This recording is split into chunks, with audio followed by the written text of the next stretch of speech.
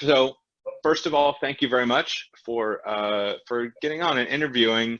I guess first question is sort of where are you guys at right now? Tell us a little bit about kind of where you are. Sure. And do you want like where we are today? Or Yeah, just yeah. So past, like, yeah, six where are months? you all living right now? Where are you at kind of in life today? Where are you Okay. calling from, I guess? Oh, okay. So we, so this is, I don't know if you want us to introduce, this is Henry and I'm Kim, and we serve with the ELCA in Adelaide, Australia, and that's our home. Has been for the past 4 years, but because of COVID-19, we were called back to the United States, and so we are currently in Katy, Texas, and living with my mom. And this is where she is. So we're here with our 2 sons, and yeah, here we are. until we receive the okay to go back to Australia. To head back. And it sounded like you guys preached at our service this last weekend, and it sounded like it was a fairly quick. I think you said 5 days. We had 5 days. Yeah. So we learned. I was with the volunteers on our final retreat. On a retreat, and then we found out on retreat this was our final retreat that we had to cut short. So I was only with them for 2 days. It was supposed to be 5, and told them. We found out they were all being sent home. And they would have maybe a week. They had about a week. It ended up being 5 days. And then the next day we found out we were being called back too. So had 5 days to get back home, pack, and make the move. Okay. So tell me about sort of your faith background that kind of led to this call to young adults in global mission ministry. Yeah. I'll start. So I grew up going in a small town in Arizona, and going to a Lutheran church. It was actually a Missouri Synod Lutheran church, and I didn't even know that ELCA existed until I went to campus ministry in college, and found this Lutheran campus ministry. I wasn't really too keen to go by myself, but I realized I can go wherever I want or not go to church. It's kind of up to me. For the first time that hit me, and I had felt what, I'd been going my whole life. This kind of was important to me. I'm just going to go test it out. So I went to Lutheran campus ministry, and for the first time found a bunch of peers. I never really had a lot of people my age growing up. I had my friend who was my same age and my sister who's 2 years younger, and we were the youth group, in my church. So that was really the first time when I had all these peers who were serious about their faith and doing Bible study and so forth. So I just love that, and kind of was involved in that ministry all 4 years. And then afterwards, I kind of stayed in Arizona my whole life, and I tried teaching for a year. It didn't go so well, and I kind of wanted to do something just totally different. And so I applied to actually Young Adults in Global Mission, the same program that we're involved with right now. I was a volunteer in 2004, and went to Edinburgh, Scotland. And there I was working with men who were in rehabilitation house. It was a residential facility for men with chemical dependencies, so drugs and alcohol. And my job was to just kind of be a friend to them during their time there. And that was when I felt wow, I think I might want to be a pastor when I go back. Having those faith conversations and entering with people in their struggle was really important to me. I kind of really realized it there. So I went to seminary, and since seminary have kind of been involved in this program, the Young Adults in Global Missions, so going back to help with the trainings and so forth. So yeah. How about you, Kim? Yeah, so I grew up. I was born in Houston and grew up as a young child here, in the Southern Baptist faith. And so went away to college in California, and to a Christian college, but that was not Southern Baptist, and really sort of started to ask some of the bigger questions about faith and religion, and sort of a deconstruction of my faith and a reconstruction in that era. And I was a primary school or elementary school teacher first as well. That was my first career, but in my late 20s really felt a desire to go to seminary and a sense of call of sorts, although I don't know if I would have named it at that point. So I went to seminary. I went to Fuller Seminary, and that's where Henry and I met in class. And we got married and moved to Chicago for a couple of reasons. I mean, partly just to kind of finish up some coursework that Henry had and chaplaincy and whatnot. And we both were working. I was working, at that point I was a part of the denomination called the Evangelical Covenant Church. And I got a job right away in Chicago at their denomination offices, which are down the street from the ELCA offices. And I worked in their global mission office as well. And my role there was it was a US facing role. So like my job was to connect with the covenant churches on how they were engaged in global mission and helping them to get engaged. And some of that was helping them to go on mission trips or send individuals or fundraise. It was all sorts. So, but sort of asking the question, like, what's your next faithful step in mission? Like, is it giving? Is it going? Is it sending someone, etc.? And so we were in Chicago for about 7 years. And in that time, it was great. And that's where both of our boys were born, and just had a really rich life there. But also we were sort of praying for what's next and what's a way that we can serve together. And so, as Henry mentioned, he was often called by the YAGM program to help with orientation or training or reentry. So in 2015, he was helping out with the YAGM orientation, and I was home with the boys, and he called me and said, hey, they're going to be opening up 2 new countries as YAGM programs, and they want us to apply. And one's in Africa, one of the African countries is Senegal, and one's Australia. And my first thought was just like, that's crazy. And then the more we prayed and the more we learned about the position, it just seemed less crazy and just actually a good opportunity and fit for us. So that's kind of what led us there. And here we are today. That was, so we were hired in late 2015 and we left in February of 2016. Okay. Yeah. So the call largely came from a job post, essentially. I mean, there was work with YAGM, but then sort of that this unique call came from a sense of a job, and then we kind of are asking, is this right for us in that process? Yeah. We weren't shopping around at international positions at that point. It was just like, we're just kind of, in fact, I had been in that season, I had been interviewing with the church for an associate pastor position. I mean, we kind of were like, oh, we'll just, what does God want for us next? And so it felt very like, not fell in our laps by any means, but just sort of like, oh, okay, we'll try that. So, yeah. Mm-hmm. Okay.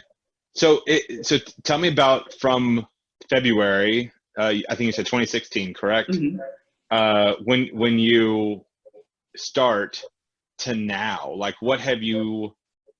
how has your sense of call, your sense of vocation, how has it moved and changed and grown and all those things? Oh yeah. Well, I would say it's been affirmed in the sense that like we're engaged with young adults who are asking questions about their faith. Some of them want to do something different, some service work. Their faith is kind of important. They don't know why, or they might have some serious questions about their faith, but are interested enough in the program and in the opportunity to give it a shot.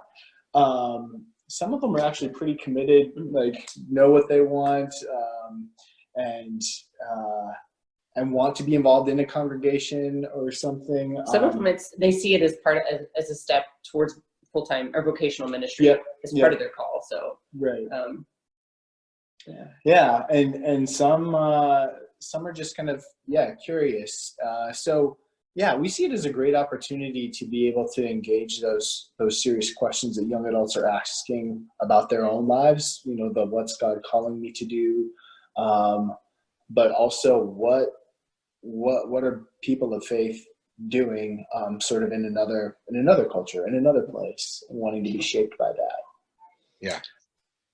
And do you mean also So, like our sense of personal call? Like how is it? yeah, well, yeah, that too. I think, well, one, I mean, just to say, like, it's been great and we really loved it. And it's, I'll say personally, like, it's this combo, like a lot of pastoring roles where it's pastoring and you're leading these young adults on a faith journey and walking alongside them. But there's also logistics, and I like that part too, like the sort of director, the more, I don't know, managing or directing of the program and setting up and building the relationships is a part that I love, the cross-cultural. And even though Australia, a common theme is that Australia seems so much like the United States, but it's in fact quite a foreign country, and there are some cross-cultural aspects that you have to sort of navigate. And so I've really enjoyed that. The Lutheran Church in Australia doesn't ordain women, and that's been, I mean, so they respect me in the role of Yagan country coordinator, and I've not had any pushback against why am I doing that role, even as some people have expressed their opinion about women in leadership. But I will say, being in a setting where I'm not allowed to be a preaching pastor, a pastor, has in some ways really reaffirmed that that's what I feel called to. And I feel like, no, actually, really, I am gifted and God has called me to this. And, so that's been an interesting journey. And I don't feel oppressed to be there or really constricted, because I feel really affirmed by the ELCA and the Covenant Church and all, but yeah, it's interesting, and it has its moments sometimes when I just am like, oh, but anyway, so that's been an interesting dynamic, but I've had chances to speak, because there are a lot of people, a lot of the Lutherans in Australia do want women to be ordained, and so I have had chances to speak, not preach, but whatever. Call it whatever you want. I still studied the scriptures in order to make this speech that I wrote. But but it's been a really, like Henry said, just walking alongside the young adults. And I've also had an opportunity to work with a young adult group in Australia with one of the congregations we are a part of, and I've loved. And just that idea of walking with people at that age through their faith journey and what life's bringing to them, whether they're in university or working or whatever. So.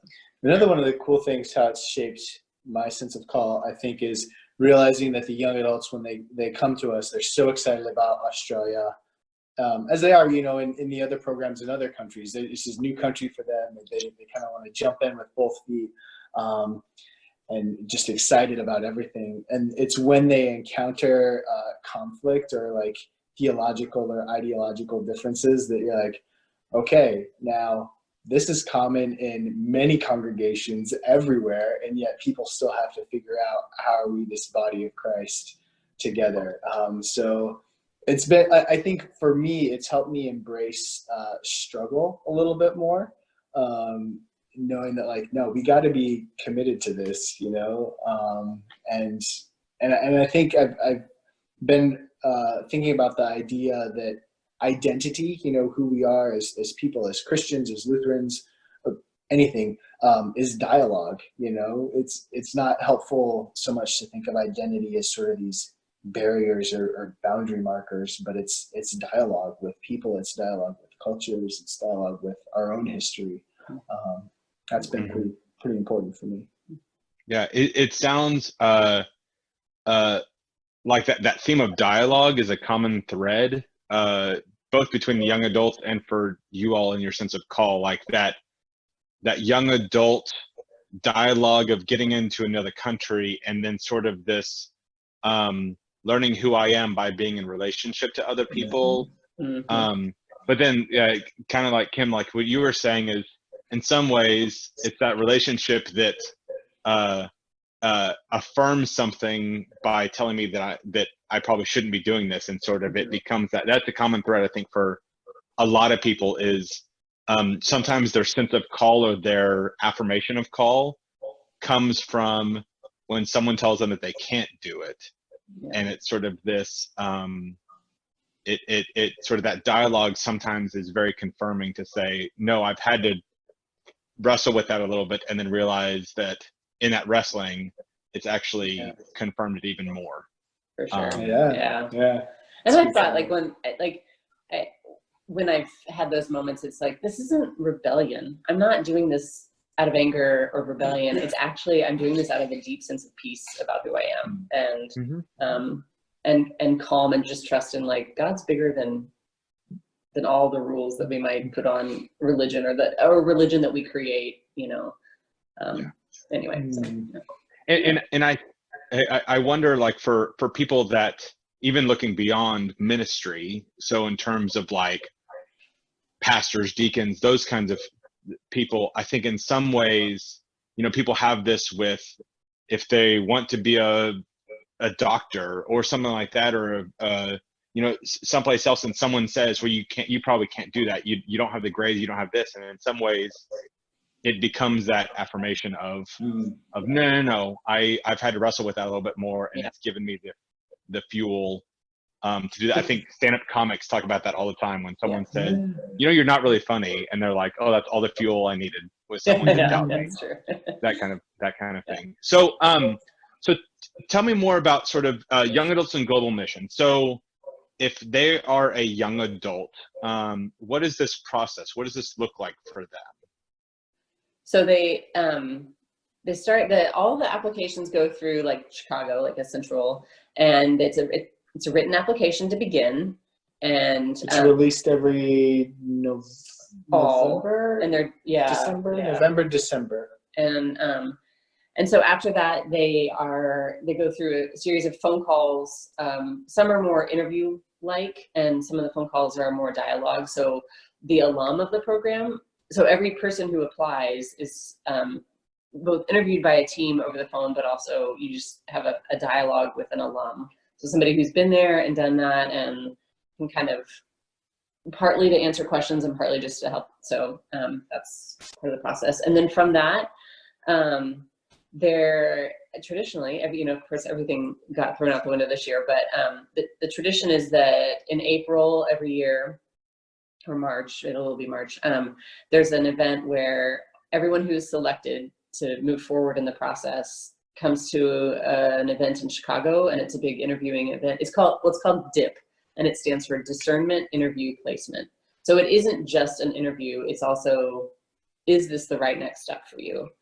And in that event, they interview with 2 different countries. So every candidate gets to interview with 2 different countries, but it's kind of a mutual discernment. So they don't get the final say in where they go. It's not like, oh, I interviewed these 2 places and I want to choose.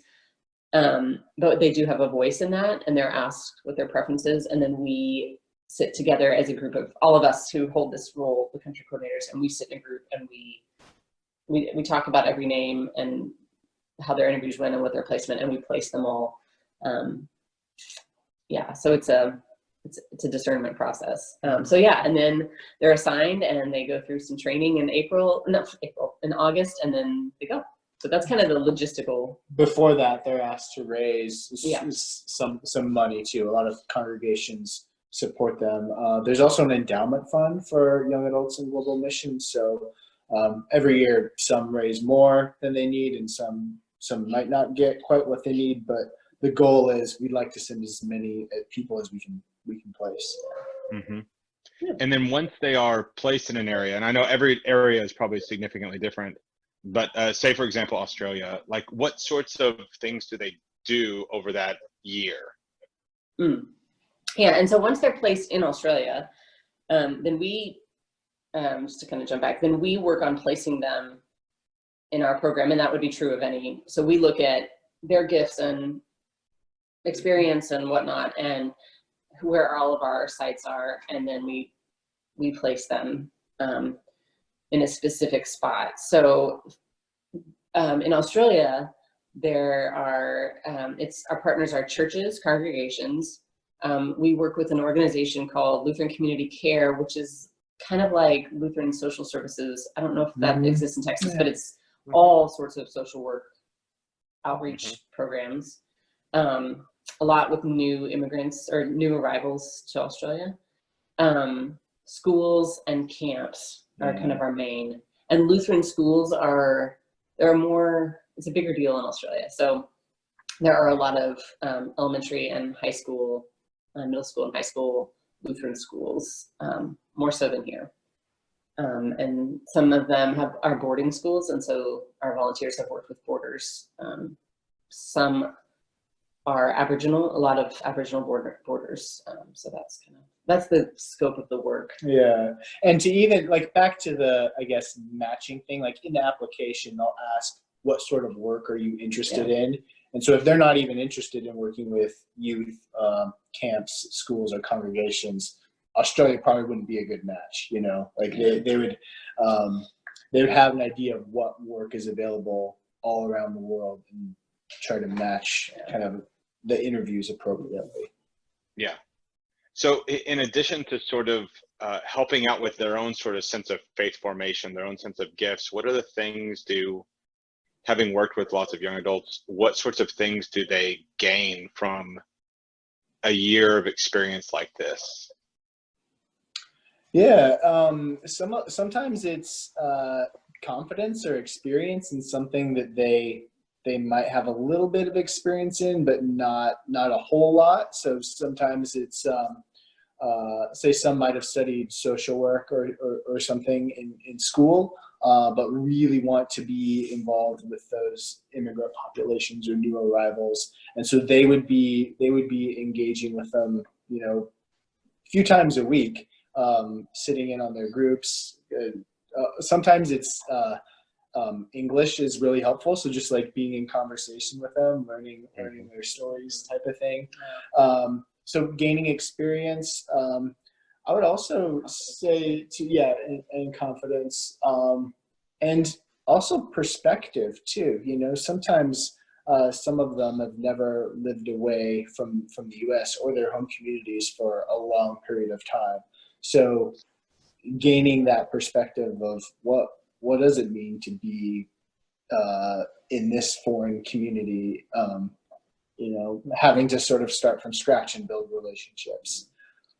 The way that ELCA Global Mission, like the way they articulate their missiology, is they use the word accompaniment and sort of just a walking alongside. And so when we enter into a mission situation, it's not like we're here and we're going to help, or we're the Americans and we're going to fix, or we're going to start a program.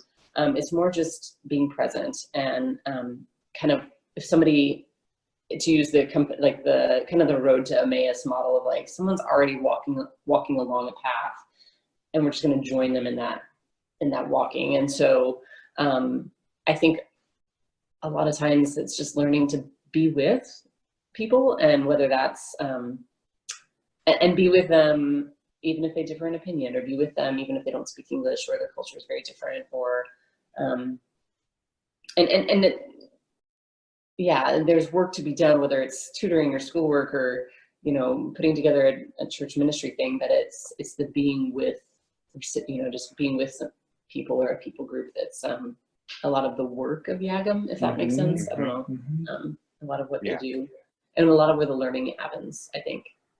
So I think one of the blessings we've seen are a few volunteers who, you know, come serve in Australia, and will, because it is similar to the U.S. but enough different, they're able to ask different questions of where they came from. So something like, I knew racism was bad and was something like in the U.S., but it wasn't until coming here, seeing it a little bit differently in another country's history and current, you know, dynamics, that I really realized, I need to be committed to this, like anti-racism sort of back in the U.S. Like, I don't know, that's really well, and cool some of that see. Happens organically, and it is all, but it's also like what we talk about in our retreats. Yeah. So we intentionally, and the YAGM program on the whole, but we also intentionally bring up topics about power and privilege. Who in Australia has power, and who are the privileged ones, and then what does that mean for the U.S.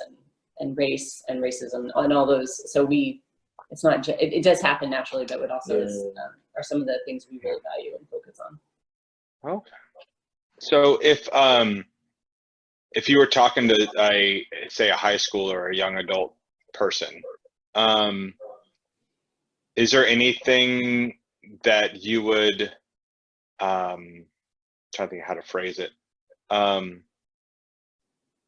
they should be listening for to try and figure out if this is sort of the type of program for them? So you all talked about how you were already kind of involved in this stuff in different ways, and then for you all, it sort of became a hey, we think we have a placement for you. Will you spend some time in prayer about that?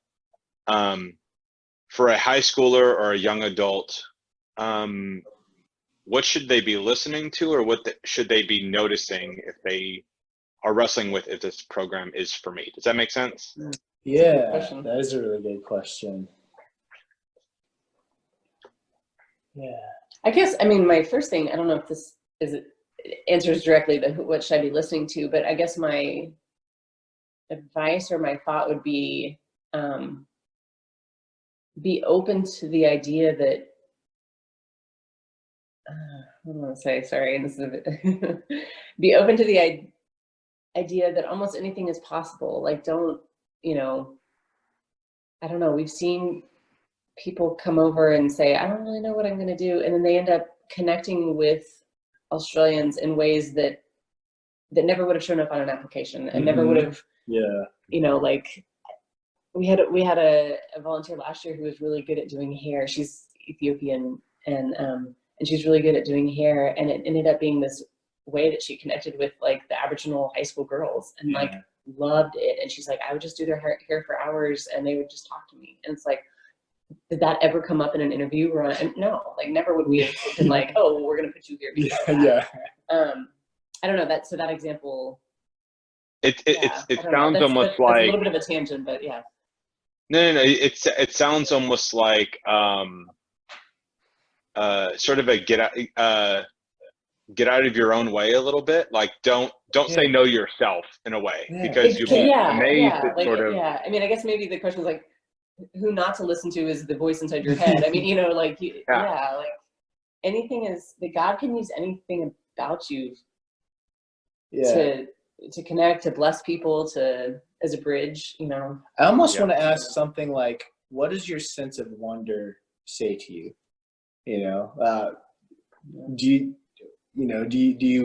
What do you wonder about when you wonder about like kind of the what's possible thing? Where's that sense of wonder maybe challenging you to go, or thinking like, hey, could this work? Like, never would I have picked Scotland like on my own, but it was like through this program that I was like, man, yeah, I guess.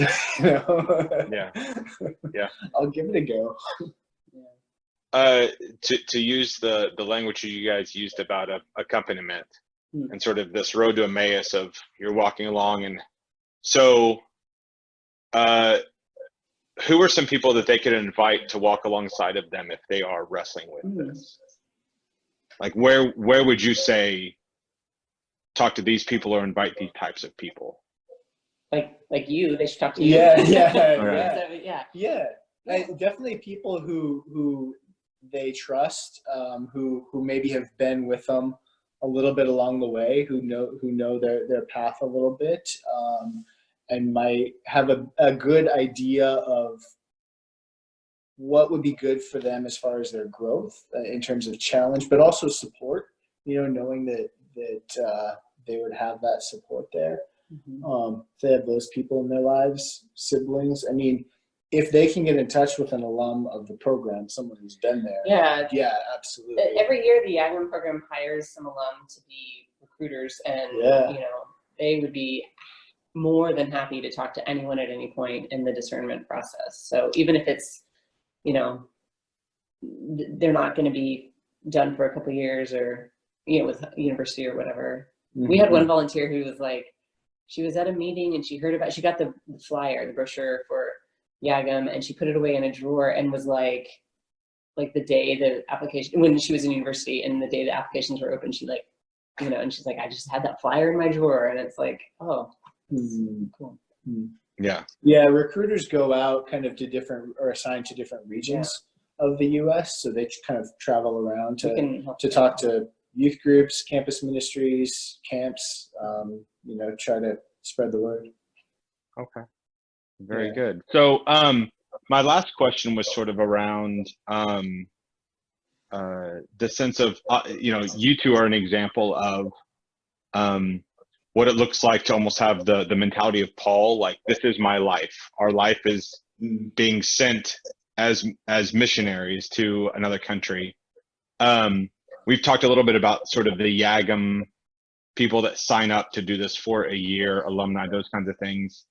What are some other ways that people can help and support both big things and small things? Help and support us, or help and support like young adults in your church? Like young adults in global mission, you all as well. I mean, there may be some general things, but there may be some very specific things because of our congregation, and we do support you too in your ministry there. So I think I another way to phrase the question is sort of, so for, like, say, my family and I, it's the idea of, I think sometimes people have this mentality of, well, I'm not a young adult, so I can't do YAGM. For various reasons, jobs or other things, we can't leave and go to another country to do these things. But what are some things that we can do to support and to do these things to help you all and the young adults in global mission that are there? Yeah.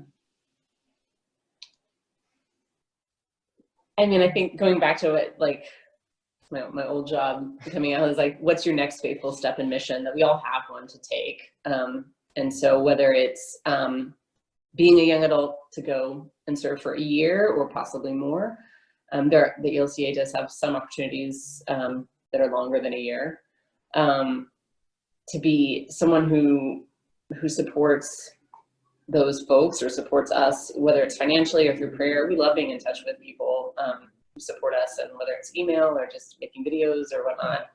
And I think in some ways, learning, the more that anyone can learn about what are the issues going on in the world. And so if as a congregation you've chosen to support missionaries in these X countries, whatever, like, what is it like? What are they dealing with politically?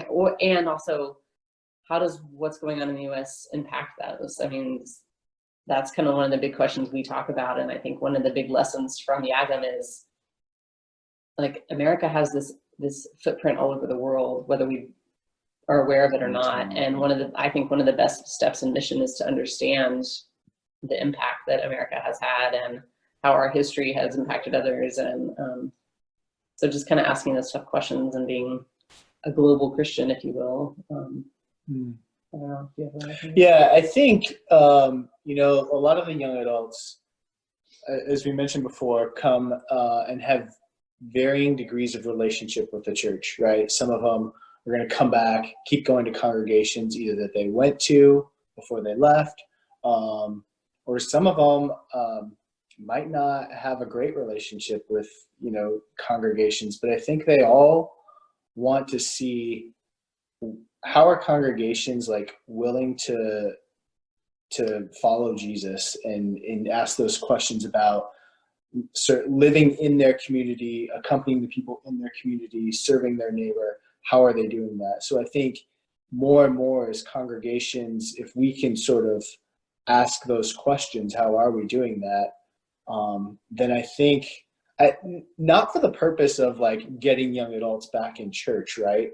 But in the sense of like, hey, we have God's mission to live out in the world, and here's where it is, right? So I think if we're honest about asking those questions continually, I think people are going to take notice of that.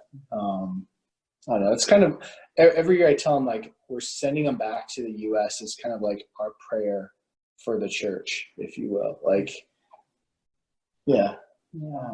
I can't think of a better way to put that. Yeah, I think again, it goes back to that sense of dialogue. It's we have sent them to be in dialogue with people there, and now they are sent back to be in dialogue with us, and it's sort of this kind of back and forth every year kind of relationship. I mean, you two are the sort of common thread that goes between all of them. So yeah.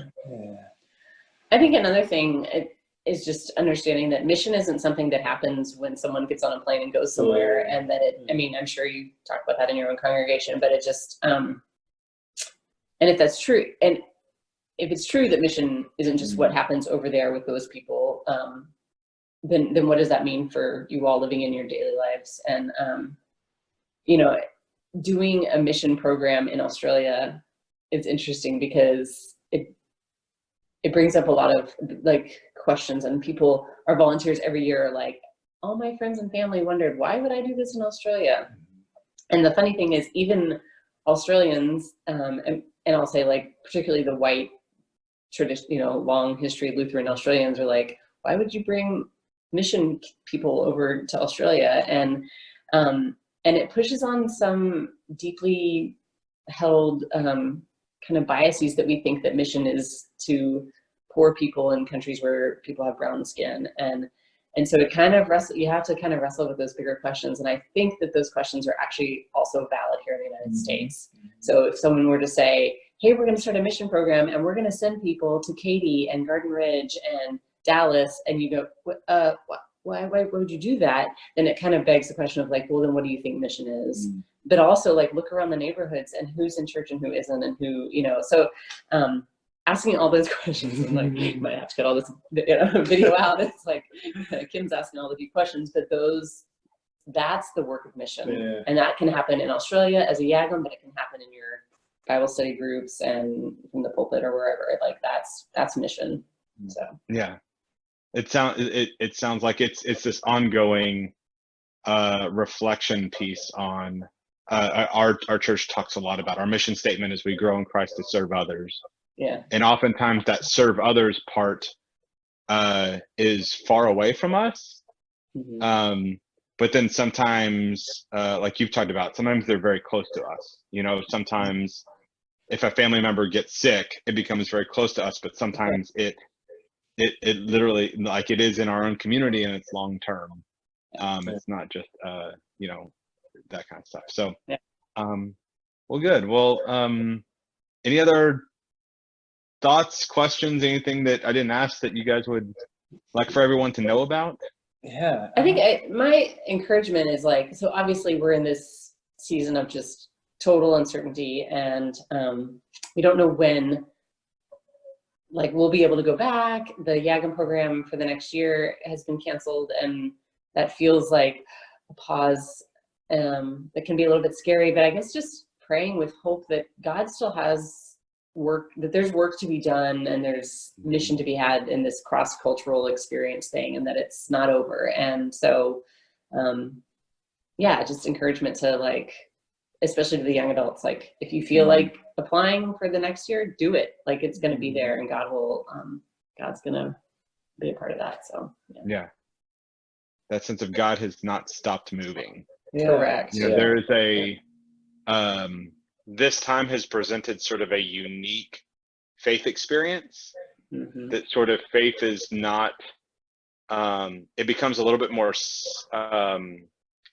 a sense of solitude, an opportunity to kind of reflect and to think. And like you guys have talked about, next year it's canceled, but it doesn't mean that we stop thinking and wrestling with, is this something that we can do, that we don't stop supporting it and figuring out ways that we can continue to support it. It just looks different. So for sure. Yeah, totally. Awesome. Well, thank you too very much. Thank you very much for joining with us and sharing a little bit about not only your personal lives, but your work with YAGM in Australia. So I appreciate it. I hope we can visit in person someday. Yes, Share a meal and we'd love to be in the same room. Absolutely.